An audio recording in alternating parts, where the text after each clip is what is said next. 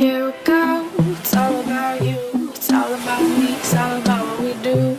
Making art, you and me, trying to find something to believe. Because I'm running wild, I ain't running free, still got a lot of shit left to see. If you don't know Cruel Intentions is the 1999 movie based off Dangerous Liaisons, a period drama piece that features two step-siblings, Sebastian and Catherine, who throughout the movie exhibit manipulative and cruel behavior, especially for two people of their age. I believe Cruel Intentions is one of those movies that is popularly known by a lot of people, but just didn't come to critical acclaim or even media consumption as other movies that kind of had the same feeling of it, such as Mean Girls, Heathers, or Jawbreaker. So today we're going to give a little bit of love to Cruel Intentions by doing a style analysis on the movie. Let's get it. Starting off with Cecile, a lot of Cecile's costume designing or movie outfits tend to be some of the brightest amongst the whole entire movie. She tends to wear a lot of loud peaches or pinks or colors of that nature. I assume to really show that Cecile is a very childish character, so by putting her in some of the brightest outfits of the movie, you really get that tone involved in her. One of the very first pieces we see Cecile in, or one of the lighter pieces we see Cecile in, is her koala top that she got when she went on a trip with her father to Australia, as well as a khaki skirt. But the main focus here is on the koala top. The koala design of the shirt is very childish, very immature, and again, she got us on a trip with her dad, so it kind of feels like, oh, she's daddy's little girl, and daddy gave her this shirt because they went on a trip together. It really just goes to show you how immature Cecile is at the mind. And therefore, of course, this is going to be one of the first outfits we see her in to really get that message across that Cecile is a very immature, underdeveloped girl. Another one of Cecile's notable outfits is when she wears a coral sweater vest with a coral plaid skirt and then a muted green cardigan wrapped around her neck. So she's wearing a very preppy style, something I would assume was probably purchased by her mom or approved by her mom. It kind of goes to show you the feel of the kind of person Cecile is. Yes, she's very immature, but at the end of the day, she is a part of this kind of preppy elite society in the Upper East Side of New York City. Her mom dresses in that kind of way as well, with the matching skirt suits, some of them looking like it could be Chanel or Gucci. So we know that Cecile's from wealth, but again, with the color coral, we know that she is of the immature kind. Also, by putting her in these very bright colors, Cecile is spending a lot of time with Catherine, who also tends to wear a lot of black or very muted dark colors. So we can also see the contrast between these two characters by having Cecile be this bright and Catherine be this dark of people. We can see that even though these characters do have similar upbringing, they are not the same. So we see Cecile in a similar outfit to the last. She's in this coral floral dress. It's very childlike, very innocent. Floral is very youthful, so I understand why they put her in that pattern, maybe instead of the more sophisticated plaid that she was in last time. And again, we're getting the same tone and the same message from this outfit as the last, the one we saw her in before, that Cecile is a very youthful character. My last favorite piece that I see Cecile in, and not because this outfit is fashionable or inspirational or anything like that, it's just because that the item that she has on just really suits the toning and the feeling of this scene, and it is quite funny, I would think. And I would hope that costume designer did this purposely. Cecile has on this very bright red hoodie, almost like she's Little Red Riding Hood, who has escaped from her grandmother's house and went over to the Big Bad Wolf's house. So that's literally what she has done in the scene. She goes over to Catherine and Sebastian's, and she's getting entrapped into the scenario which she's too immature to understand, that they have purposely and manipulatively planned out for her. So Little Red Riding Hood is being trapped by the Big Bad Wolf, which is Sebastian, who is also in black, yet again, perfect color for the wolf in this scenario.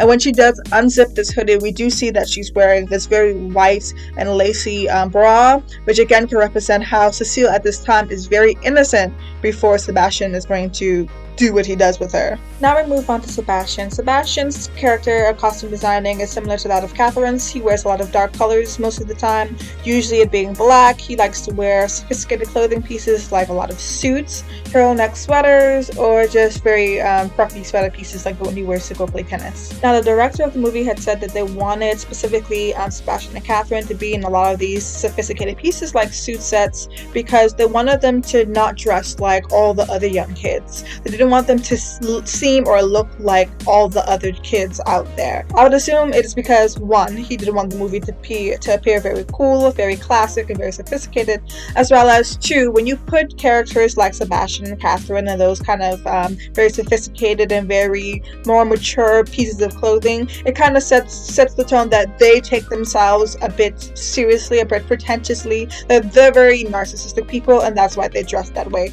They think they're important, therefore they dress important. I don't want kids dressing like they normally do. I want them in suits. I want them in just incredible clothes, so that when people saw this movie, they were like, wow, I have, you know, how many kids start a movie wearing a suit? Like I said before, Sebastian wears a lot of black, if not black, a lot of other muted or dark colors. This is because, like Catherine, these two are the cruel people in the movie. So we want to give them that feeling when we see them in their clothing. They dress as dark as their intentions are. However, as the movie progresses, at some point we finally do see Sebastian break away from this very black on black on black pattern or color theme that he loves to constantly wear, or dark on darker colors. We see him break away from that feeling when he starts to really feel his love and his emotion towards Annette. We finally see Sebastian in a primary color, this very vibrant deep blue, when he goes to the train station to go catch up to Annette and to kiss her and profess his love. And we kept him dark the whole way, and when he was actually falling in love and coming to his own, he was wearing this bright color, and then it went down from there. Next up is everyone's favorite villain, Catherine.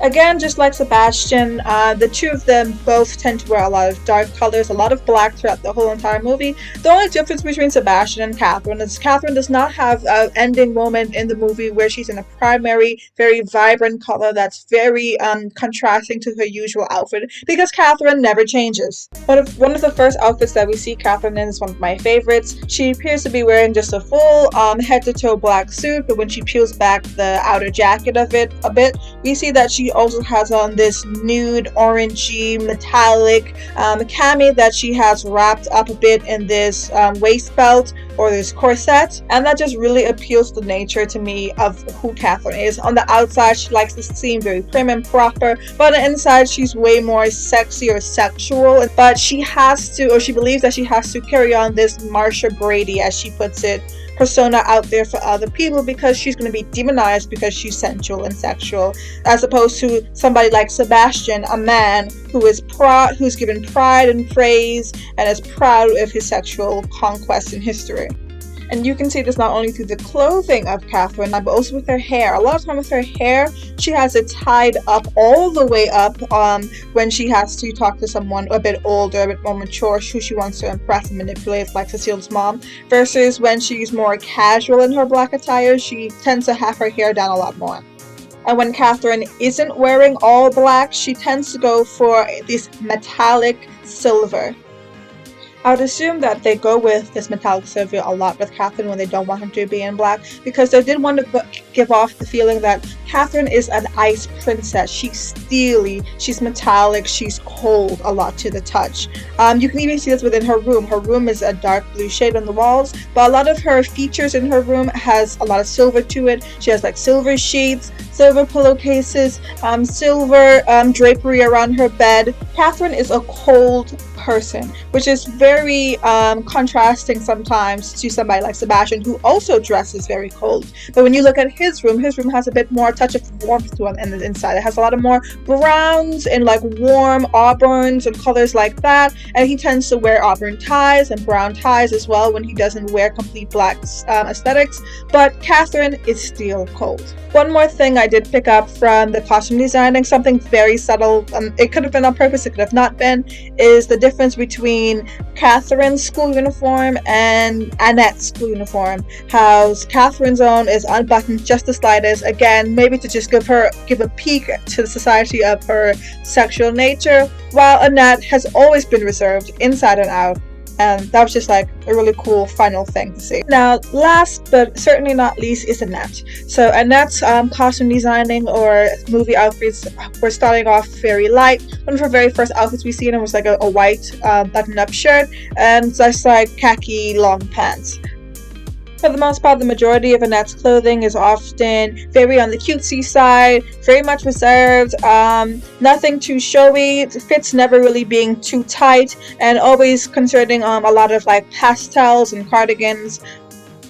Annette's style and color toning when it comes to her outfits are way more similar to Cecile's. They tend to be very bright. However, Annette's is not quite as vibrant as Cecile's. They're not as in your face, these peaches or these green colors. Annette's is way more of a lighter tone, probably to give off the sense that she is more innocent like Cecile. However, she's still more mature than someone like Cecile. So we would want her to be a bit more reserved in her color choices, and that's why we don't see her in anything like a very primary, bright, in-your-face color until we see her with Sebastian again at the train station, where she wears this bright red and he wears this bright blue, just because, you know, we want to give off this great moment of them being in love with each other.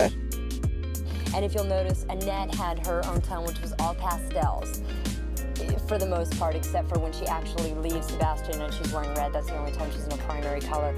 So Annette's very pastel color choicing is supposed to give off the feeling of how she's just so kind and she's so warm and she's so lovable of a character, as well as like Cecile to Catherine, Annette to Sebastian is a great foil in color tracing to see how she is so bright yet he is so dark for the majority of the movie. Here we go, it's all about you, it's all about me, it's all about what we do. Making art, you and me, trying to find something to believe.